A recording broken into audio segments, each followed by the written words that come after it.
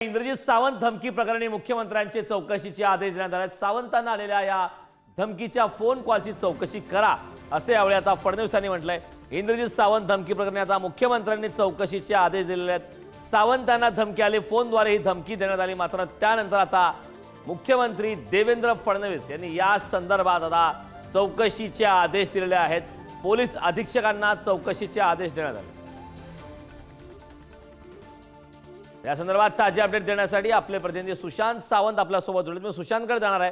सुशांत, खरं तर एकीकडे पाहतोय की छावा चित्रपटानंतर वाद सुरू झाला, आरोप प्रत्यारोप झाले, इंद्रजित सावंतांना धमकी आली आणि मुख्यमंत्र्यांनी तातडीने आता चौकशीचे आदेश दिलेत। काय अधिकचे अपडेट?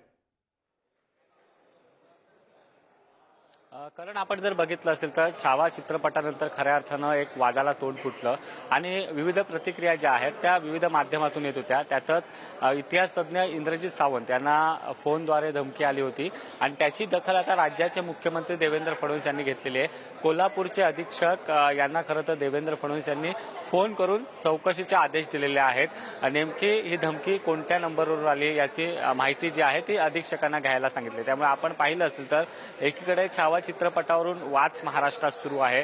अनेक ठिकाणी काही ठिकाणी जर बघितलं असेल तर छावा चित्रपटातील जो इतिहास दाखवलाय त्यावर आक्षेप घेतला जातोय, तर काही ठिकाणी या चित्रपटाचं कौतुक देखील केलं जातं। मात्र त्यातच आता इंद्रजित सावंत यांना आलेली धमकी, आता त्याची गंभीर दखल मुख्यमंत्र्यांनी घेतलेली आहे। आता अधीक्षकांना खरं तर कारवाई करण्याचे आदेश दिले आहेत। आता ही कारवाई कधी होते हे पाहणं महत्त्वाचं ठरणार आहे। कारण नक्कीच सुशांत, यावरचे अपडेट आपल्याकडनं घेतच राहू। मात्र तुर्तास खूप खूप धन्यवाद।